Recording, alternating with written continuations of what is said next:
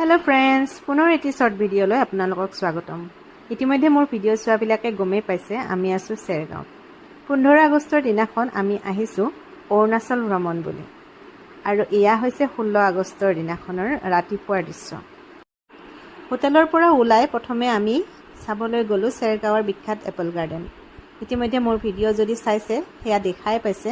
আৰু এইবাৰ আহিছো টেনজিং গেং ইয়াত থকা হাইৱে ইন নামৰ ৰেষ্টুৰেণ্টখনত। খোৱা বোৱা কৰি এইবাৰ আহিছো টেনজিং গেঙতে থকা এটি ধুনীয়া ভিউ পইণ্ট। চাওকচোন খুব ধুনীয়া নহয়নে? আপোনালোকক গোটেই ভিউ পইণ্টটো মই এবাৰ দেখুৱাই দিছোঁ।